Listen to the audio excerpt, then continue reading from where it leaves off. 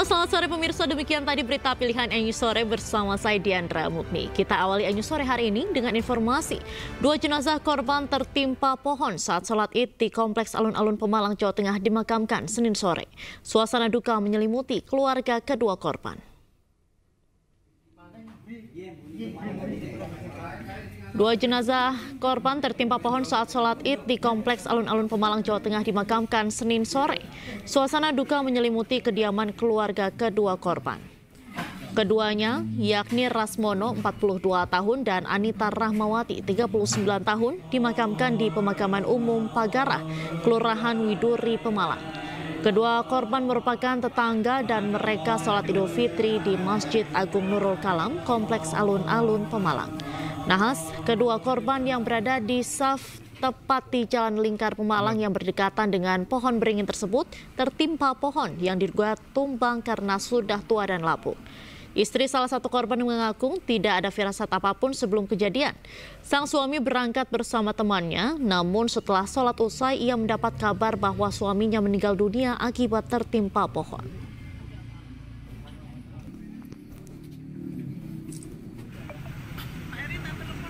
Sementara itu total ada sebanyak 19 orang menjadi korban.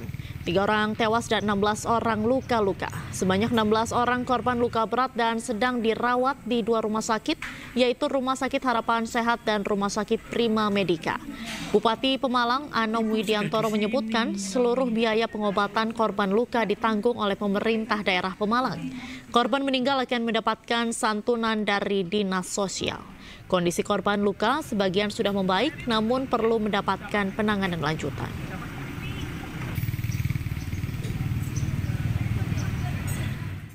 Sebelumnya pemirsa, 3 orang meninggal dunia dan 16 orang terluka akibat tertimpa pohon beringin saat sholat Id di Masjid Agung Nurul Kalam, Pemalang, Jawa Tengah. Korban meninggal dan korban luka langsung dievakuasi ke 2 rumah sakit terdekat.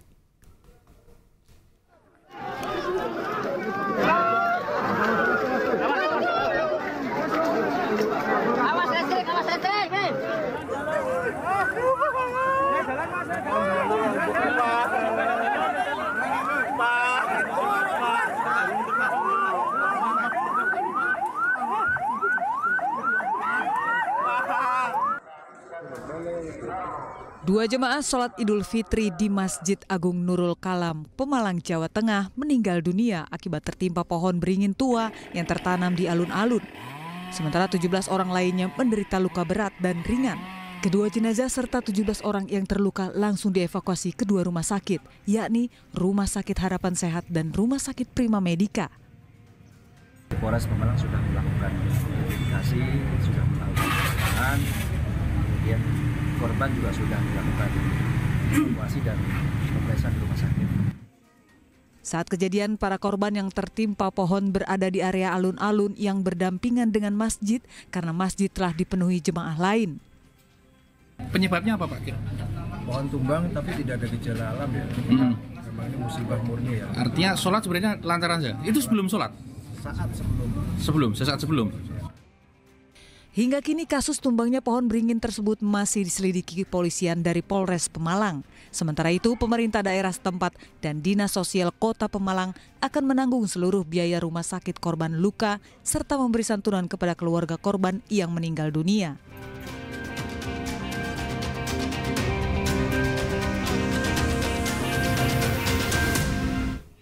Dan untuk mengetahui informasi selengkapnya kami telah terhubung dengan rekan Suryono Soekarno di rumah duka salah satu korban. Selamat sore Suryono, bagaimana suasana terkini di rumah duka di sana? Selamat sore Diandra, bisa saya laporkan bahwa saya berada di salah satu rumah korban, berada di rumah Ibu Iriana. Beliau adalah istri dari Bapak Rasmono maksud saya, ini berada di Pelutan Pemalang.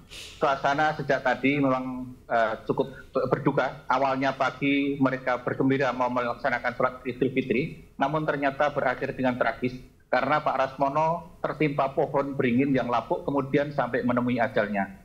Hingga kini warga, kerabat, beberapa pejabat juga sudah mengunjungi rumah di kampung seperti kampung ini. Dan rencananya mulai nanti malam hingga 7 hari ke depan, keluarga ini akan melaksanakan tahlil untuk doa bersama kepada almarhum Bapak Prasmono tersebut. Saya juga sudah bersama dengan Bu Ari Iriana. Bagaimana Bu kondisinya? Alhamdulillah Sehat ya? Ya. Gimana Ibu? Tadi sempat ikut sholat nggak Ibu? Oh enggak ikut. Oh, Enggak ikut sholat. sholat. Bapak yang sholat. Oh, Bapak. Terus gimana? Bapak sempat kabari? Bapak baring itu tetangga yang ikut sholat. Waktu HP. Ada itu meninggal namanya Prasmono. Oh. Rencana nanti ada doa tahlil? Ada malam. Berapa hari rencananya? 7 hari. 7 hari ya? Iya. Oke, terima kasih. Semoga diberikan kesabaran dan ketabahan ya Bu ya. Pemirsa, beliau adalah istri dari Pak Prasmono dan kondisinya memang masih berduka, namun cukup sabar dan tabah dan mulai nanti malam akan melakukan tahlil selama 7 hari. Bisa saya gambarkan bahwa suasana di kampung ini cukup padat dan warga biasanya akan bergotong royong untuk berdoa bersama. Demikian Diandra. Baik, Suryono, kemudian bagaimana terkait dengan perkembangan korban luka yang saat ini, apakah masih dirawat di rumah sakit atau seperti apa?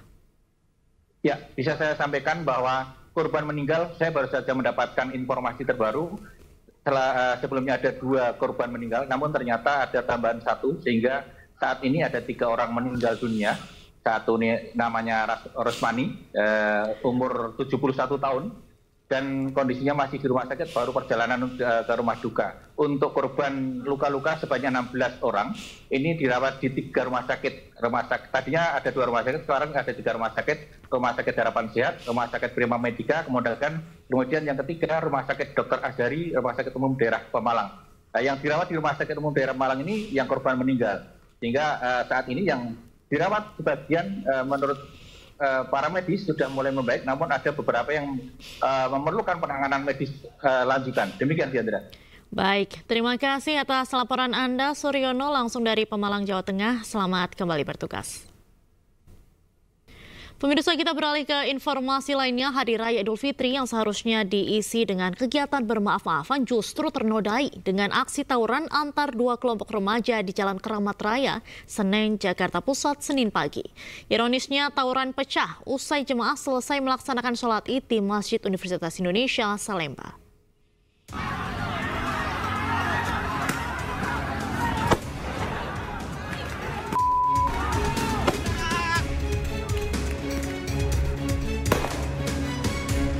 Aksi saling serang antar 2 kelompok remaja terjadi di Jalan Keramat Raya, Senen, Jakarta Pusat, Senin pagi. Menggunakan batu, kayu, dan petasan, kedua kubu yang bertikai terus saling serang di badan jalan. Tak sedikit pelaku tawuran yang nekat membekali diri dengan senjata tajam. Aksi tawuran ini terjadi saat bubaran para jemaah yang ingin pulang ke rumah usai melaksanakan salat Id di Masjid UI Salemba. Diduga penyerangan oleh warga Paseban sudah direncanakan kedua belah pihak yang bertikai.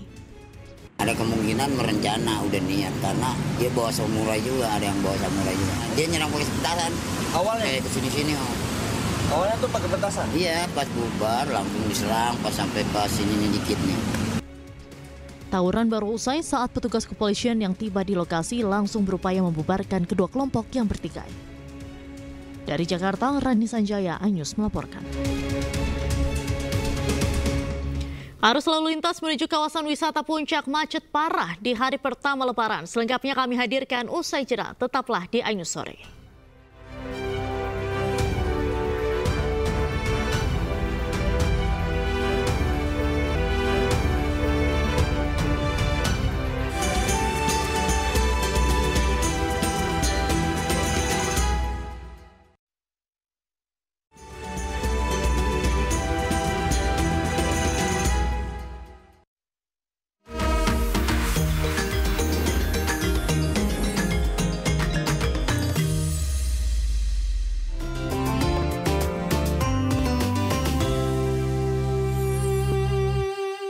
Acara ini dipersembahkan oleh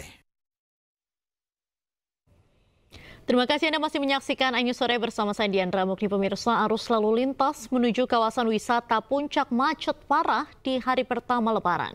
Kemacetan diduga akibat peningkatan aktivitas warga lokal dan juga warga luar Bogor yang mengunjungi sanak keluarga di kawasan Puncak. Puncak Bogor macet panjang usai persimpangan Gadok menuju ke kawasan Puncak. Kemacetan didominasi oleh kendaraan roda 4 pribadi dan kendaraan roda 2 yang keluar dari arah Ciawi menuju arah kawasan Puncak Bogor. Diduga kemacetan terjadi akibat meningkatnya aktivitas warga lokal yang sedang mengunjungi sanak saudara di kawasan Puncak sekaligus melakukan ziarah ke makam keluarga. Meski kemacetan terjadi, pihak kepolisian belum memberlakukan rekayasa lalu lintas.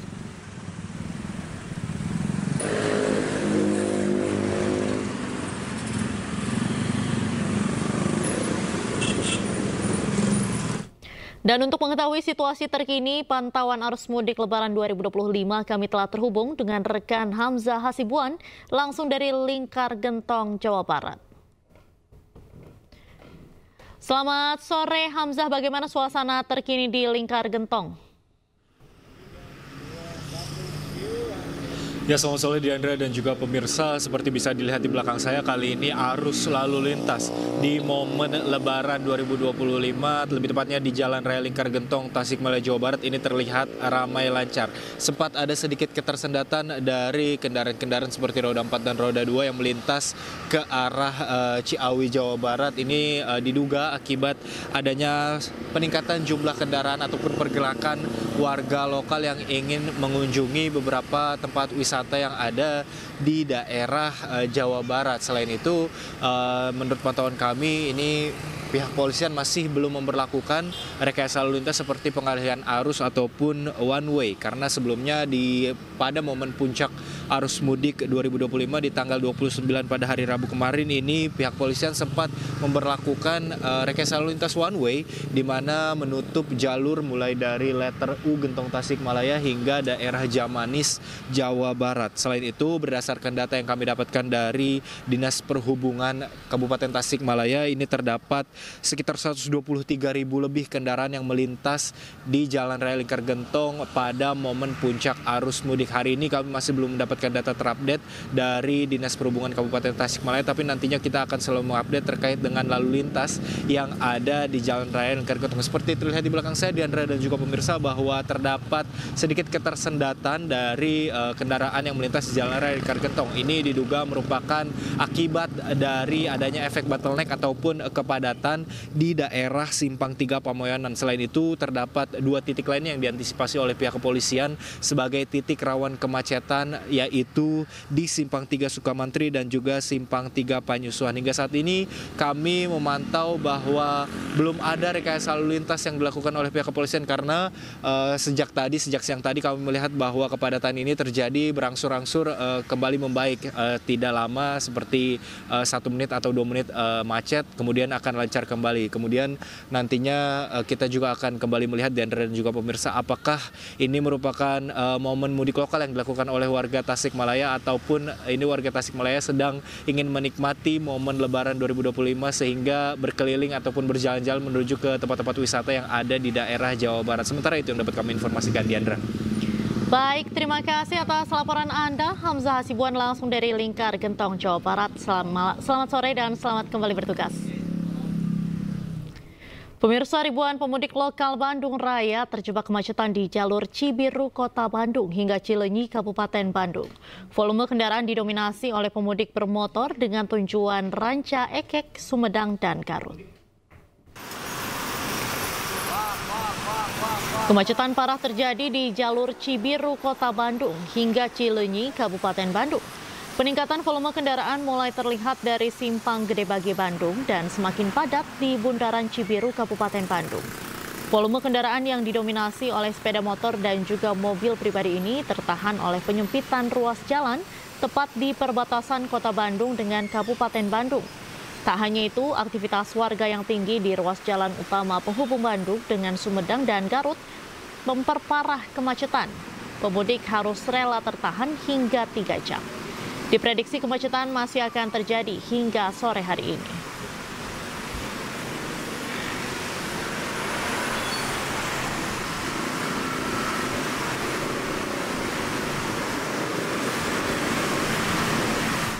Dan saat ini kami telah terhubung dengan rekan Amrina Rida yang saat ini berada di kawasan Jalan Braga, Bandung, Jawa Barat. Halo, selamat sore Amrina, bagaimana keseruan suasana Lebaran di Bandung saat ini?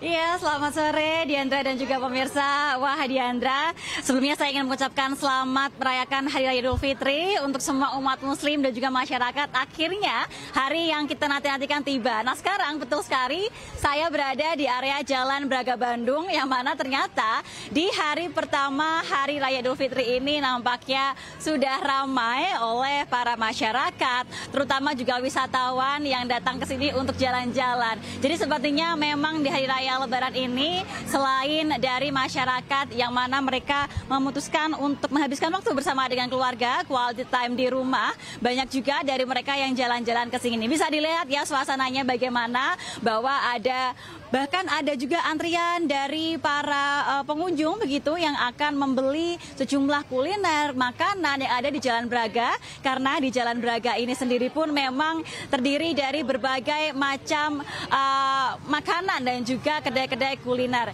Kita lihat dulu ini apa saja. Ini kita sekarang lagi ada di salah satu kedai yang menjual cookies dan ice cream. Ini adalah cookies-cookies yang dijual di sini, berbagai macam, berbagai rasa dan sangat terkenal sekali. Tadi kita bisa lihat antriannya, ini harganya juga Rp22.000. Ada red velvet white choco cheese, lalu juga ada sprinkles marshmallow white choco, s'mores marshmallow, dan juga menu-menu lainnya. Dan juga Diandra dan juga pemirsa, kalau misalnya kita melihat begitu ya, bahwa banyak masyarakat yang memang menunggu ataupun juga berjalan-jalan di sini untuk mencoba berbagai macam kuliner. Nah, saya mau coba untuk tanya kepada para pengunjung yang ada di Jalan Braga. Ini ada banyak sekali, kita coba. Oh, ini ada satu keluarga nampaknya. Kita coba lagi makan es krim, kita tanya. Halo Ibu, Bapak, boleh tanya-tanya sebentar ya?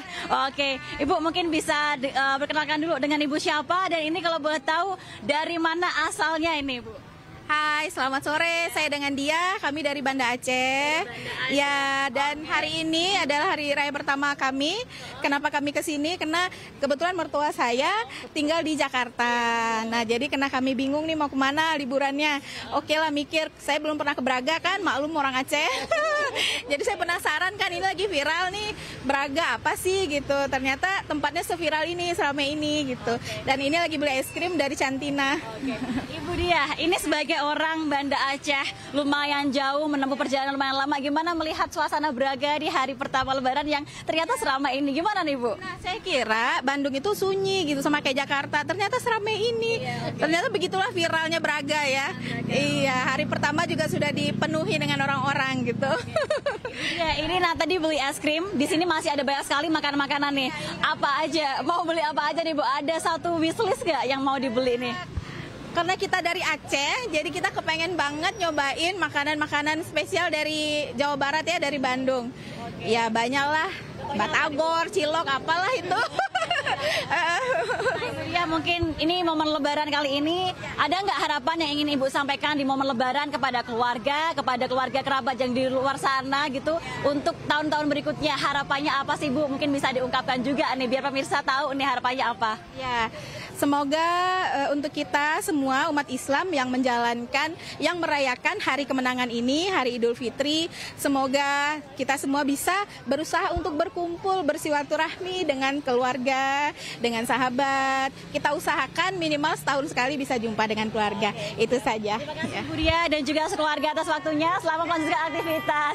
Ya, Diandra dan juga pemirsa, nampaknya memang momen Idul Fitri seperti ini menjadi salah satu momen yang dinanti-nantikan oleh keluarga. Baik itu keluarga yang berjauhan, mereka bisa berkumpul, lalu juga bertemu dan akhirnya saling mengungkapkan kasih sayang. Nah, Diandra, untuk di area Jalan Braga ini sebagai informasi, panjangnya sekitar 850 meter dan ada banyak sekali makanan, kedai-kedai, tempat-tempat permainan yang menarik. Tapi yang perlu diingat adalah bahwa di momen seperti ini sangat ramai, sehingga mungkin bagi pemirsa yang nanti ingin ke Jalan Braga, jangan lupa untuk menjaga barang bawaan, dan yang pasti untuk yang membawa anak-anak kecil, jangan biarkan anak-anak kecil bepergian sendirian dan selalu jaga di atas jangkauan kita. Sekali lagi saya ingin mengucapkan selamat merayakan Hari Raya Idul Fitri. Semoga senantiasa kita dipenuhi dengan keberkahan dan juga rezeki yang melimpah. Kembali ke Anda, Diandra. Baik, terima kasih atas laporan Anda, Amrina Rida, langsung dari Jalan Braga, Bandung, Jawa Barat. Selamat sore dan selamat kembali bertugas. Pemirsa, dari Bandung kita akan beralih ke Tol Cikatama, di mana pada hari Lebaran ini arus lalu lintas di gerbang Tol Cikatama terpantau lancar. Pemudik didominasi warga dari Jabodetabek menuju Purwakarta dan Karawang.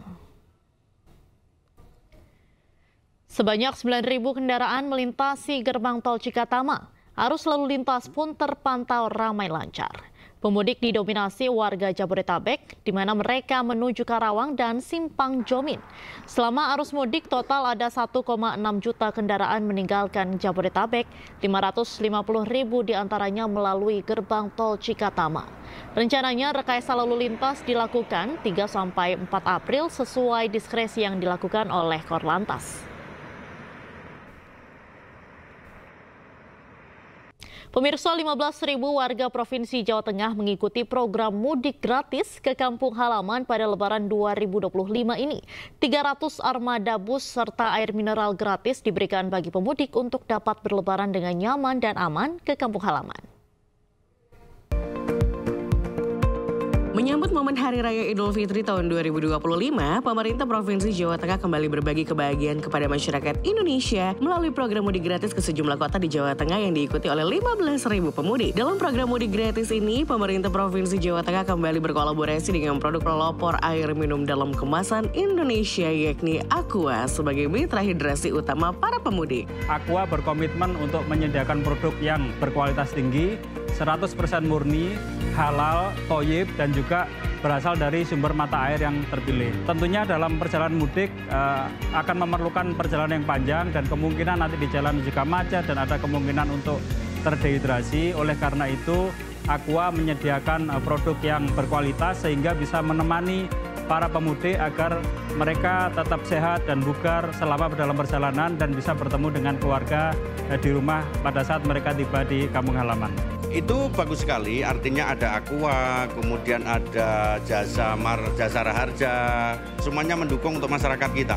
Sehingga totalnya kalau bis saja hampir 114.000 untuk masyarakat kita yang mudik. Kementerian Perhubungan mencatat di tahun ini akan ada lebih dari 23 juta orang melakukan perjalanan ke Jawa Tengah selama mudik libur Lebaran. Hal inilah yang mendorong pemerintah Provinsi Jawa Tengah kembali hadirkan program mudik gratis melalui layanan 300 armada bus. Dukungan Aqua dalam program mudik gratis ini merupakan wujud komitmen kesetiaan Aqua yang telah menemani masyarakat Indonesia lebih dari 50 tahun untuk mengalirkan kebaikan. Udah beberapa tahun mudik, karena tahun kemarin kita nggak mudik karena HDD masih 3 bulan. Tahun ini alhamdulillah bisa mudik bareng Pemprov dan dibantu support sama Aqua. Terima kasih Matur Suwun. Aku udah kangen sama Mbak. Terima kasih Aqua.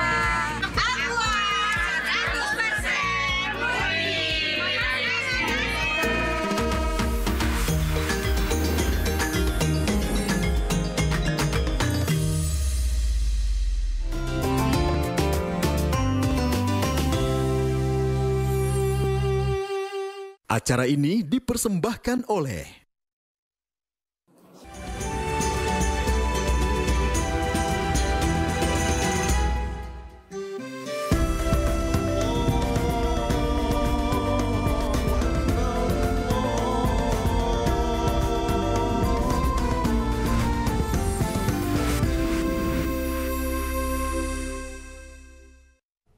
Terima kasih Anda masih menyaksikan Ayu Sore bersama saya Diandra Mukni. Pemirsa, kita akan kembali memantau suasana mudik di hari pertama Lebaran.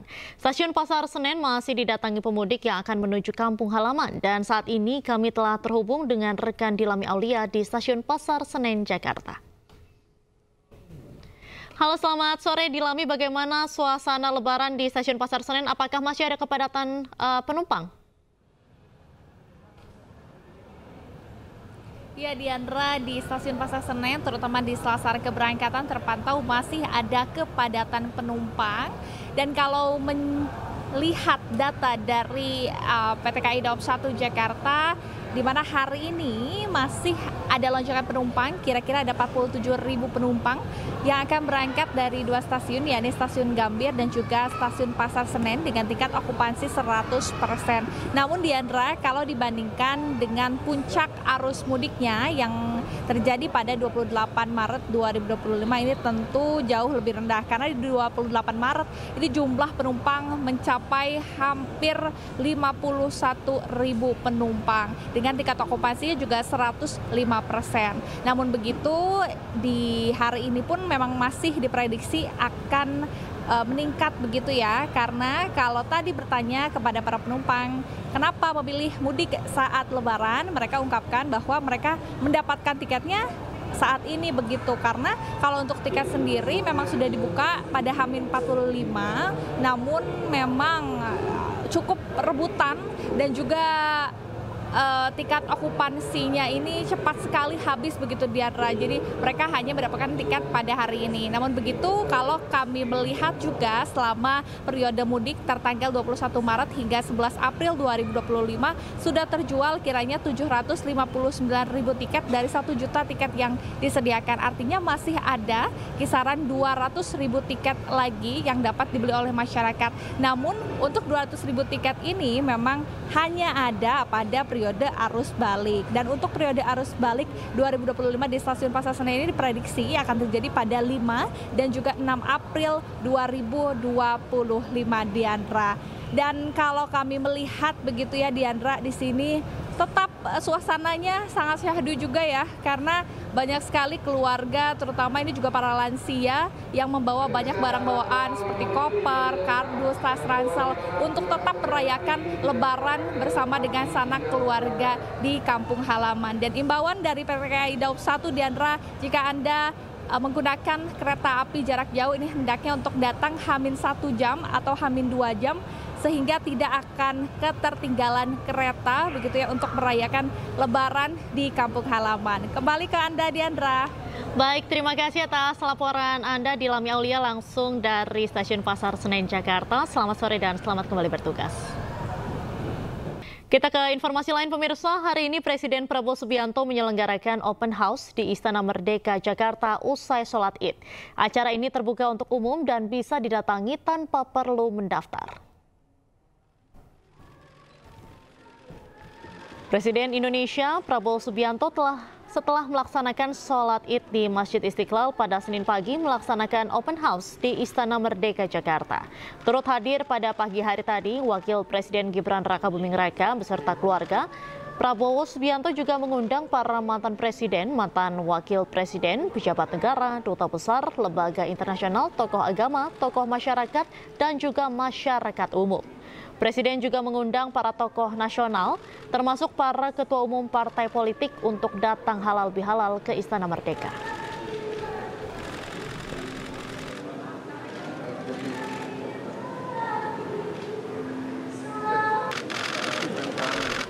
Sementara itu ada momen tak terduga yang mencuri perhatian saat gelar gria atau open house di Istana Merdeka Jakarta. Pada kesempatan itu Presiden Republik Indonesia Prabowo Subianto nampak ikut berjoget Velocity bersama para awak media.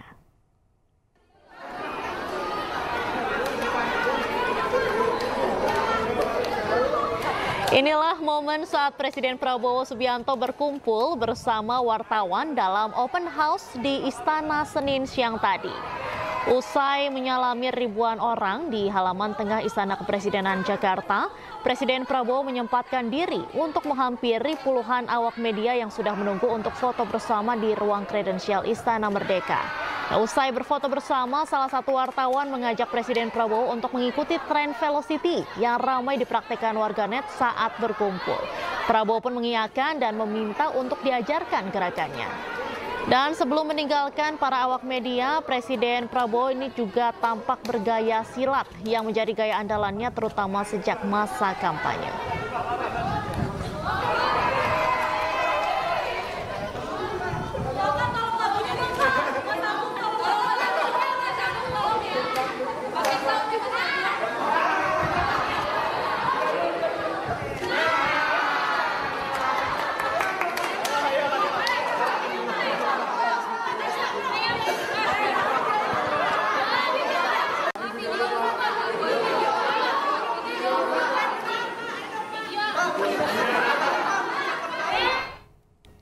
Sebelumnya Presiden Prabowo dan Wakil Presiden Gibran Rakabuming Raka melaksanakan sholat Id di Masjid Istiqlal, Jakarta.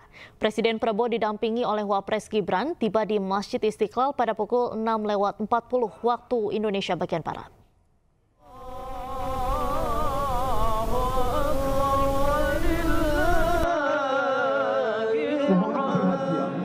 Presiden Prabowo dan Wakil Presiden Gibran Rakabuming Raka melaksanakan sholat Id di Masjid Istiqlal, Jakarta. Presiden Prabowo didampingi Wapres Gibran tiba di Masjid Istiqlal pada pukul 6:40 waktu Indonesia Barat. Presiden berada di saf depan bersama anaknya Ragowo Hedi Prasetyo atau Didit Prabowo, Menteri Agama Nazaruddin Umar, serta Seskap Teddy Windrawijaya.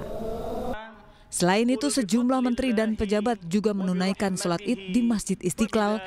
Di antaranya Menko Bidang Infrastruktur Agus Harimurti Yudhoyono, Menteri Perlindungan Pekerja Migran Indonesia Abdul Qadir Kading, hingga Gubernur Jakarta Pramono Anung. Masjid Istiqlal menunjuk Muhammad Salim Ghazali sebagai imam, serta Ahmad Tolabi Khoril sebagai khotib. Usai sholat, Presiden Prabowo dan sejumlah menteri menyapa warga yang juga sholat di Masjid Istiqlal.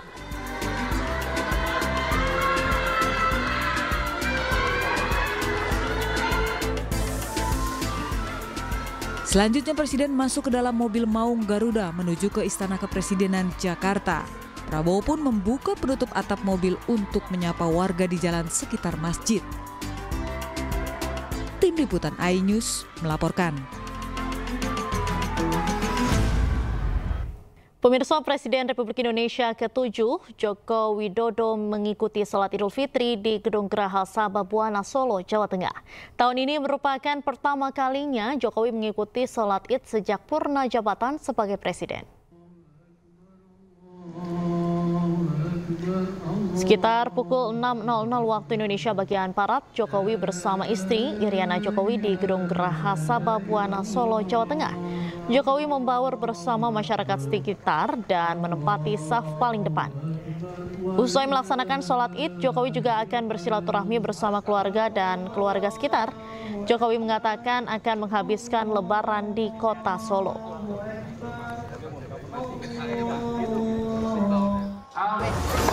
Jadi pertama-tama saya dan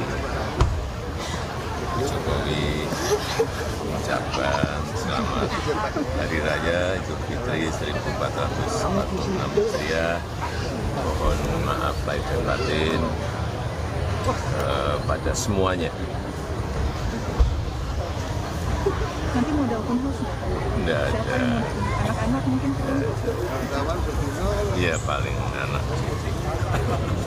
Ada masakan spesial buat anak cucu nanti? Enggak ada. Ada rencana ke Jakarta?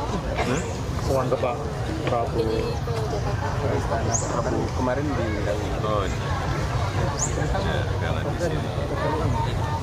Jadi mau menghabiskan waktu Lebaran di sini aja ya Pak? Full di Solo Pak. Karena Mas Gibran Siang nanti. berarti Mas Kaisang juga? Iya. Jadi seharian ini akan sama keluarga terus aja ya Pak? Iya. Pesan Lebaran Pak untuk masyarakat dan tokoh-tokoh Indonesia.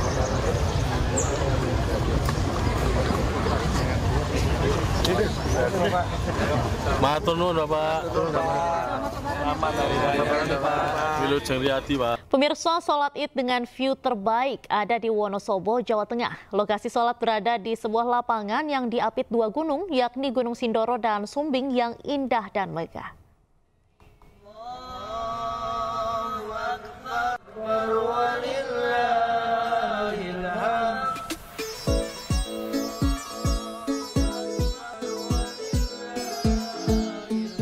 Bukan di sebuah masjid, tapi warga di Wonosobo, Jawa Tengah lebih memilih sholat Idul Fitri di lapangan terbuka yang berada di perbukitan yang menghadap Gunung Sumbing. Tepatnya di Desa Garung, Kecamatan Kalikajar, Kabupaten Wonosobo, Jawa Tengah. Ribuan warga datang memenuhi lapangan.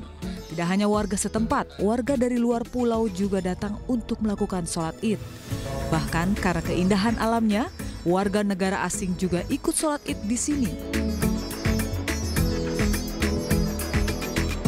Kemarin suami ngeliat yang viral-viral gitu di TikTok, sholat di daerah Wonosobo dengan view belakangnya gunung begitu. Jadi makanya kami memang diniatin ke sini. Karena di Pekanbaru nggak ada yang beginian, jadi kita sangat excited sekali sholat Id untuk tahun ini. Menurut panitia, sholat Id di tempat ini telah berlangsung sejak tahun 70-an, namun viral sejak 3 tahun terakhir. Allahu Akbar. Kalau persis tepatnya saya kurang tahu persis, tapi sejak sekitar tahun 70-an sholat Idul Fitri di Kampung Garung ini sudah dilakukan di lapangan desa ini. Kalau data dari tahun kemarin yang panitia dapat itu dari berbagai macam kota di Indonesia, bahkan sampai luar negeri, saudara-saudara dari Malaysia, dari Brunei juga ini mulai ikut bersama-sama kita berjamaah di lapangan Garung ini. Lokasi lapangan Garung diapit 2 gunung, yakni Gunung Sumbing dan Gunung Sindoro. Udara sejuk sangat terasa di tempat ini, serta menjadi gambaran sesungguhnya sholat di tempat paling mewah di dunia. Dari Wonosobo, Jawa Tengah, Didik Dono Hartono, iNews melaporkan.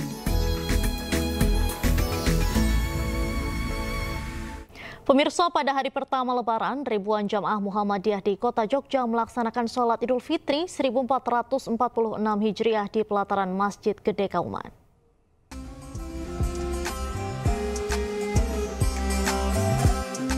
Seperti inilah suasana saat ribuan jemaah Kota Yogyakarta merayakan hari kemenangan dengan melaksanakan sholat Idul Fitri 1446 Hijriah di masjid dan pelataran Masjid Gede Kauman Senin pagi. Masjid bersejarah dengan arsitektur klasik dan indah yang berada dekat dengan alun-alun utara Kota Jogja ini dapat menampung 3.000-an jemaah. Adapun imam dan khatib sholat Id 1446 Hijriah ini dipimpin oleh Ustadz Mahli Zainuddin Tago. Dari Kota Jogja, Daerah Istimewa Yogyakarta, Gali Wisma, iNews melaporkan. Pemirsa, bangunan bersejarah Kota Semarang Lawang Sewu menjadi tempat ibadah sholat Idul Fitri untuk pertama kalinya. Di Gedung Sejarah Perkeretaapian yang merupakan ikon Kota Semarang ini, ribuan jemaah melakukan sholat Id di halaman belakang Lawang Sewu.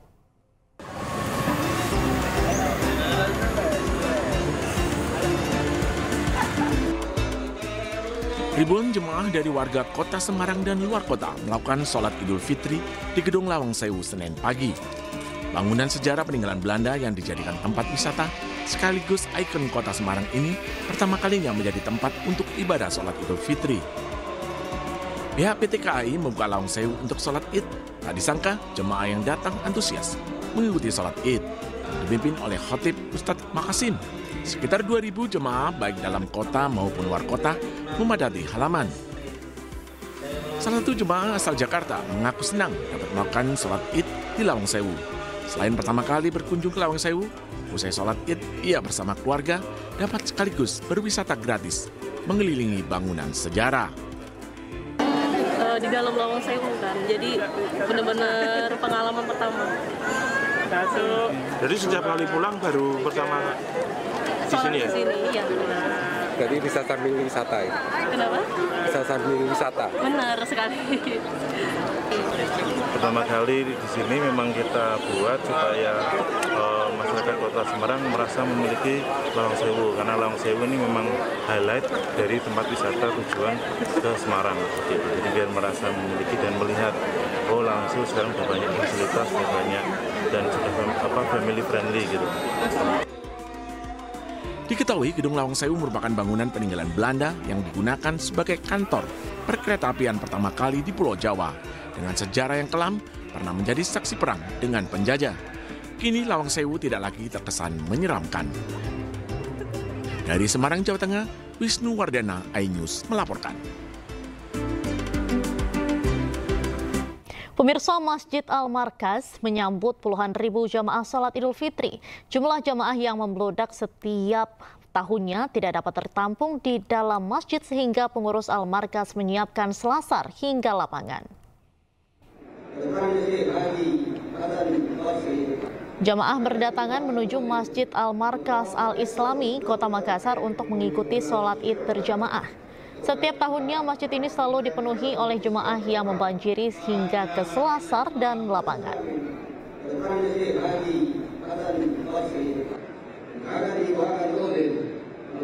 Pemirsa, sejumlah tokoh bersilaturahmi ke kediaman Presiden ke-5 RI Megawati Soekarno Putri di Teguh Umar, Jakarta. Putra Presiden Prabowo, Didit Hedi Prasetyo pun datang untuk bersilaturahmi. Putra Presiden Prabowo Subianto, Didit Hedi Prasetyo datang bersilaturahmi dengan Megawati Soekarno Putri di hari pertama Lebaran. Usai bertemu Megawati, Didit pun langsung keluar tanpa mengucapkan sepatah kata pun. Menurut Ketua MPR Ahmad Muzani, tidak ada pembicaraan khusus ketika berkunjung ke rumah Megawati. Pembahasan hanya seputar Lebaran dan makan-makan. Tadi pagi dengan Presiden Republik Indonesia, terus tadi kami ke tempat Pak Yusuf Kala. Pertama, hari ini kami bersilaturahmi dengan tokoh-tokoh bangsa, tadi pagi dengan Presiden Republik Indonesia, terus tadi kami ke tempat Pak Yusuf Kala, hari ini ke Bu Mega, dan kami dari sini akan bergeser ke kediaman Pak Trisno. Kemudian nanti malam kami akan dengan Pak SBY insya Allah. Pertemuan dengan Bu Mega, dengan Pak JK, tidak ada pembicaraan politik sama sekali, bicara tentang Lebaran, tentang suasana Lebaran, dan ya Lebaran semuanya makan-makan, apa namanya, dengan izin Bapak izin, mohon maaf lahir batin, dan makan ya gitulah kira-kira. Di dalam pun tadi sama suasana. Kan tadi ada Mas Didit juga, ini apakah mewakili Pak Prabowo untuk bertemu dengan Didit? Didit sangat akrab ya dengan Ibu Puan dan keluarga Pak Puan di sini, jadi beliau menikmati suasana Lebaran. Pemirsa, Ketua Dewan Ekonomi Nasional Luhut Binsar Panjaitan bertandang ke rumah Presiden ke-7 Joko Widodo di Kota Solo, Jawa Tengah. Kunjungan tersebut merupakan bagian dari tradisi silaturahmi di Hari Raya Idul Fitri. Luhut Binsar Panjaitan bersama istri Devi Simatupang tiba di kediaman Joko Widodo di Sumber, Kota Solo, Jawa Tengah. Setelah turun dari mobil, keduanya langsung diarahkan masuk ke dalam rumah untuk bertemu dengan Jokowi dan Iriana Jokowi. Selanjutnya mereka berempat melakukan pertemuan secara tertutup. Ditemui usai pertemuan, Luhut menyebutkan bahwa kunjungannya tersebut merupakan bentuk silaturahmi serta halal bihalal, mengingat dirinya pernah menjabat sebagai menteri selama 2 periode di bawah kepemimpinan Jokowi. Tadi saya dengan istri saya sudah lebaran pada Bapak Presiden Prabowo di Merdeka, tapi kami sudah rancang memang setelah dari Presiden Prabowo kami mau lebaran ke tempatnya Pak Jokowi, karena menurut saya ya selama 10 tahun saya sebagai anak buahnya Pak Jokowi merasakan bahwa betapa banyak yang dilakukan Pak Jokowi buat negeri ini. Nah, itu kita juga harus jujur mengakuinya. Tentu karena sini adalah kurangnya sebagai manusia. Jadi saya juga datang kemari silaturahmi, minta maaf kalau ada kurang lebih kami kepada Bapak Jokowi dan Ibu. Kita beralih ke informasi lain, pemirsa. Hari Raya Idul Fitri yang seharusnya diisi dengan kegiatan bermaaf-maafan justru ternodai dengan aksi tawuran antar 2 kelompok remaja di Jalan Keramat Raya, Senen, Jakarta Pusat, Senin pagi. Ironisnya tawuran pecah usai jemaah selesai melaksanakan sholat Id di Masjid Universitas Indonesia, Salemba.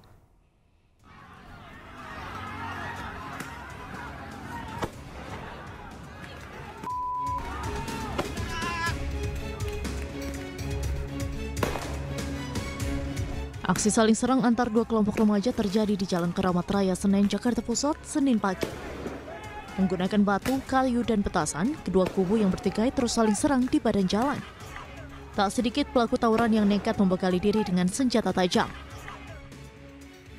Aksi tawuran ini terjadi saat bubaran para jemaah yang ingin pulang ke rumah usai melaksanakan salat Id di Masjid UI Salemba.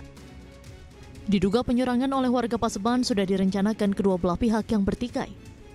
Ada kemungkinan merencana, udah niat, karena dia bawa samurai juga, ada yang bawa samurai juga. Dia nyerang pakai petasan.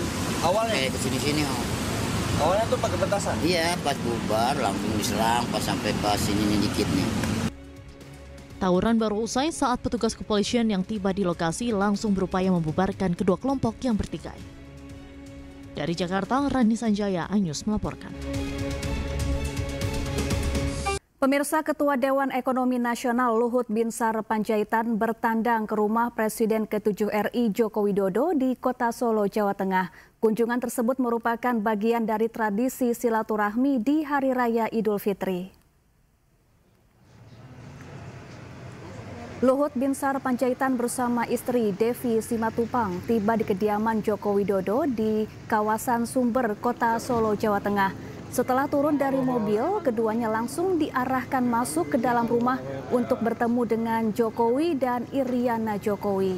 Selanjutnya mereka berempat melakukan pertemuan secara tertutup.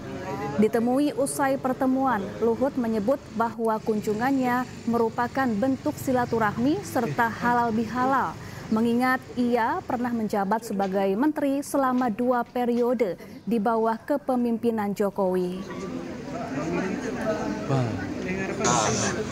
Tadi saya dengan istri saya udah lebaran pada Bapak Presiden Prabowo di Merdeka, tapi kami sudah rancang memang setelah dari Presiden Prabowo kami mau lebaran ke tempatnya Pak Jokowi, karena menurut saya ya selama 10 tahun saya sebagai anak buahnya Pak Jokowi merasakan bahwa betapa banyak yang dilakukan Pak Jokowi buat negeri ini. Nah, itu kita juga harus jujur mengakuinya. Tentu karena sini adalah kurangnya sebagai manusia. Jadi saya juga datang kemari silaturahmi, minta maaf kalau ada kurang lebih kami kepada Bapak Jokowi dan Ibu Iriana. Apa aja Pak yang diobrolin, Pak? Ya diobrolin enggak banyak, tapi memang beliau kan hormat betul sama Presiden Prabowo. Dan beliau tadi cermatin juga semua ekonomi supaya beliau berharap dan berdoa sukses pemerintahan Presiden Prabowo. Saya kira satu pesan yang sangat bagus. Arus lalu lintas menuju kawasan wisata Puncak macet parah di hari pertama Lebaran. Selengkapnya sesaat lagi, tetaplah di iNews Sore.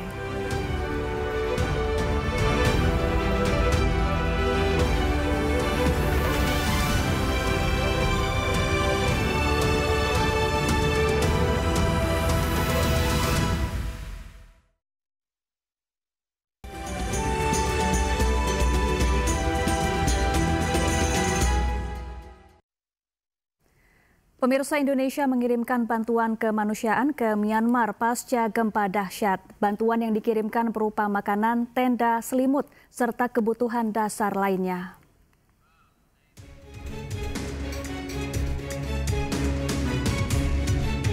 Indonesia mengirimkan bantuan kemanusiaan kepada rakyat Myanmar pasca gempa yang melanda negara tersebut. Bantuan diangkut dengan pesawat Hercules dari Pangkalan Udara Halim Perdana Kusuma, Jakarta. Personil yang dikirim merupakan tim AJU terdiri dari personel gabungan termasuk tenaga medis, tim evakuasi, serta logistik yang akan bertugas menyalurkan bantuan langsung ke daerah terdampak. Wakil Menteri Pertahanan Republik Indonesia Doni Hermawan menyatakan bahwa pengiriman bantuan ini merupakan arahan Presiden Republik Indonesia sebagai bentuk solidaritas dan komitmen Indonesia dalam misi kemanusiaan di kawasan Asia Tenggara. Dan pada kesempatan yang baik ini kami sampaikan bahwa Presiden Republik Indonesia telah memberikan perintah ya, kepada kita, pemerintah, untuk memberikan bantuan dari rakyat Indonesia kepada rakyat Myanmar khususnya yang sangat terdampak. Ada beberapa orang yang ikut dalam penerbangan kali ini, ya, yaitu tadi advance team tadi itu 11 orang dan beberapa tim pengaman dan juga beberapa personil penerbang. Dan juga logistik yang dibawa pada hari ini cukup banyak juga, sekitar 12 ton ya, bantuan dari Bapak Presiden ya, ada beberapa tenda, kemudian juga makanan ya, kemudian selimut ya, dan juga bantuan dari BNPB ya. Bantuan yang dikirimkan berupa makanan, tenda, selimut serta kebutuhan dasar lainnya. Bantuan ini diharapkan dapat meringankan beban para korban gempa dan membantu pemulihan kondisi di wilayah terdampak. Dari Jakarta, Wenda Nura, Rizky Solehudin, iNews melaporkan. Sebelumnya, gempa dahsyat berkekuatan magnitudo 7,7 mengguncang Myanmar dan Thailand. Akibatnya ribuan orang tewas dan sedikitnya 43 pekerja tertimbun reruntuhan.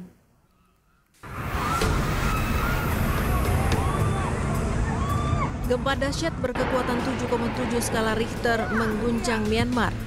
Guncangannya terasa hingga negara tetangga Thailand. Sebuah gedung setengah jadi 30 lantai di Bangkok ambruk menyebabkan 43 pekerjanya terjebak.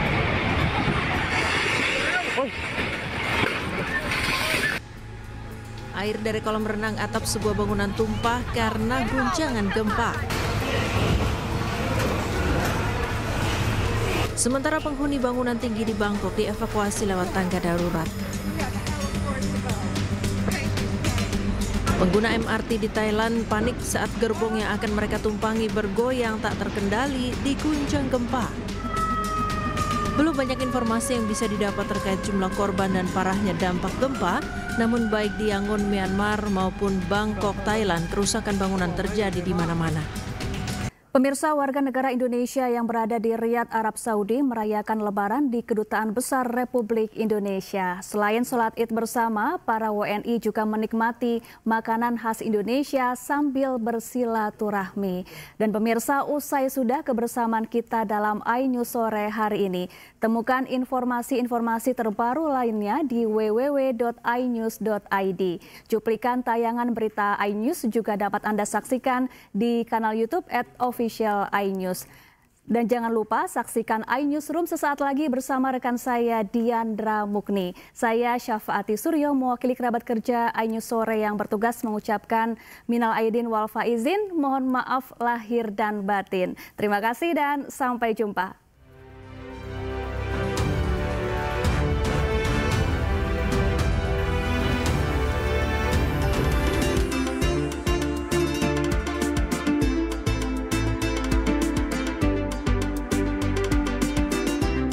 Ratusan warga negara Indonesia di Riyadh, Arab Saudi mengikuti salat Idul Fitri di Kedutaan Besar Republik Indonesia pada Minggu pagi waktu setempat. Kegiatan menyambut hari kemenangan ini dibuka oleh Duta Besar Indonesia untuk Arab Saudi yang menekankan pentingnya menjaga persatuan dan kebersamaan di perantauan. Minal aidin wal faizin, taqabbalallahu minna wa minkum, taqabbal ya karim. Kepada semua warga negara Indonesia yang ada di Arab Saudi. Semoga kita semua mendapat keberkahan dan kita bisa bertemu lagi dalam Idul Fitri yang akan datang. Kegiatan menyambut Tahun Baru 1446 Hijriah ini juga diisi dengan halal bihalal dengan suguhan berbagai hidangan khas Indonesia seperti lontong sayur, nasi goreng, mie ayam hingga bakso. Ini saya Lebaran ke-8, seringnya di KBRI karena lebih homey, lebih kerasa. Kita datang, kita sholat Id bareng bersama teman-teman Indonesia. Jadi yang kalau homesick, kalau yang kangen itu kerasa lebih Indonesianya kalau di KBRI. Momen silaturahmi ini pun diharapkan semakin mempererat rasa kekeluargaan di antara lebih dari 1.000 warga negara Indonesia yang berdomisili di berbagai wilayah di Arab Saudi.